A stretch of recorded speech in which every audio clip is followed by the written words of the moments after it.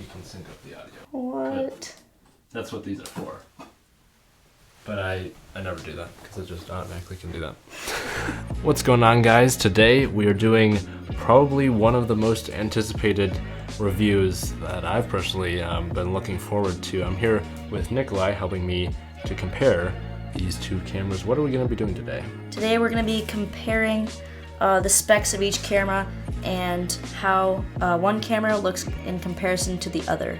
Yeah, so I got the specs right here, and overall they look almost identical, but there are a couple of big differences. So for the similarities here, both of these have a 24 megapixel APS-C CMOS sensor. Both have the same ISO range of 100 to 25,600. Both have a 3-inch fully articulating touch screen. Both shoot 1080p 60 FPS video. Both have built-in wireless communication. They also use the exact same lens mount. Now for differences, do you want to cover some of the differences here? So comparing focus points between these two cameras, the 80D has 45 focus points while the SL2 only has 9.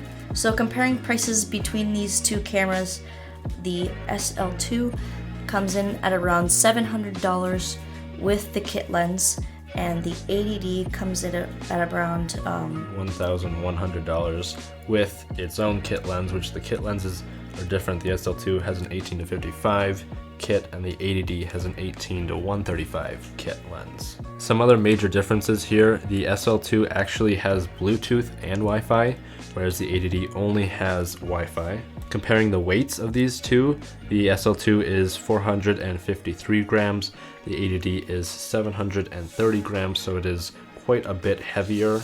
That is partly due to the larger battery. If we take a look at the batteries here. So the batteries that the 80D takes are the LPE6 batteries. And the SL2 takes LPE17 batteries. And you can see by the size there, the 80D is quite a bit larger, almost double the size there. So some of the advantages that the 80D has over the SL2 is, as we said before, it has 45 focusing points compared to 9. The 80D also has 100% viewfinder coverage, whereas the SL2 only has 95%. That is, if you're looking through the viewfinder, you see 100% of what the image is going to be.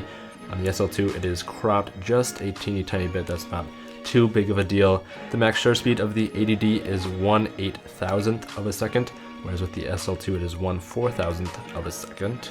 For continuous shooting, the 80D does 7 frames per second, whereas the SL2 does 5.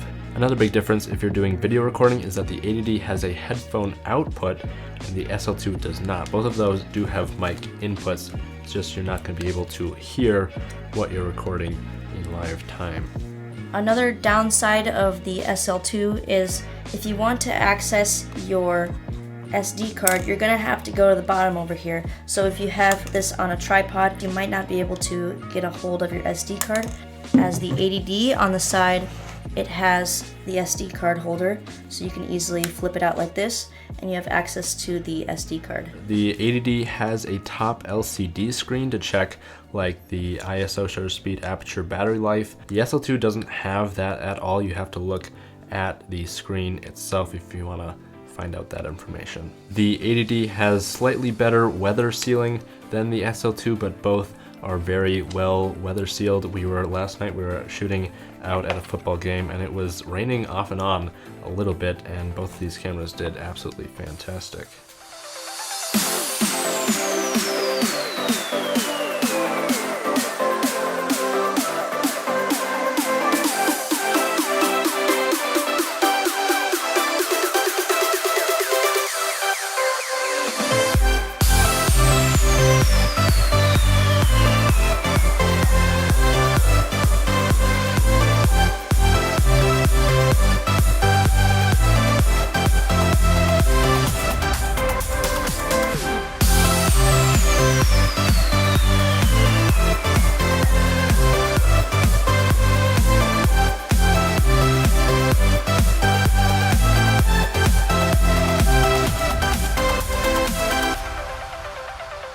If you want to travel with a smaller camera, then the SL2 is your go-to because it is a lot smaller than the 80D. It is also a lot lighter.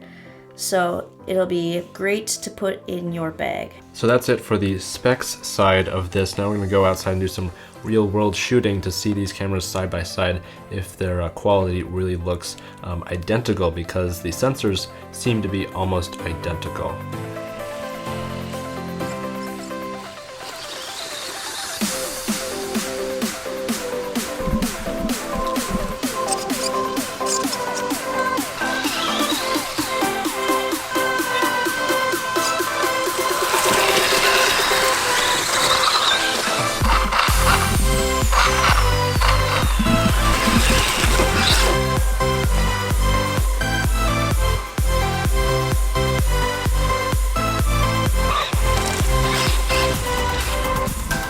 Alright, so looking at these side-by-side comparison shots here, these were all done by using the exact same tripod and the exact same lens and just switching out the body so we have like as close to a perfect comparison as possible. And as you can see here, it looks like it is almost a perfect match.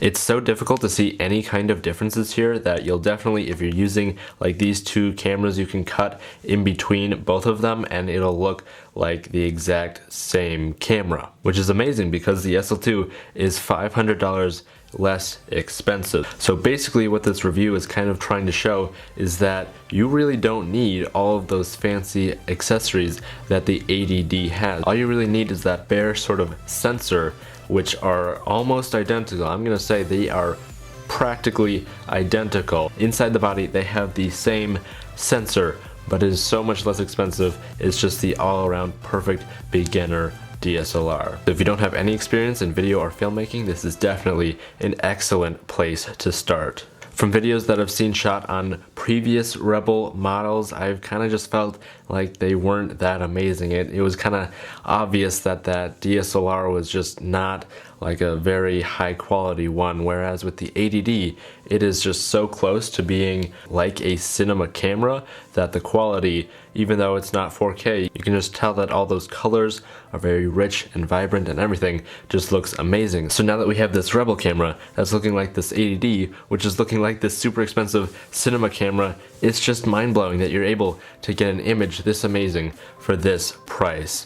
I'll definitely leave a link down below to the SL2 and the 80D if you want to check either of those two out. I'd say you can't go wrong with any of those. If you want to see the full review of the SL2, I actually did another video with Nikolai where we did like a studio ISO test and the results were amazing.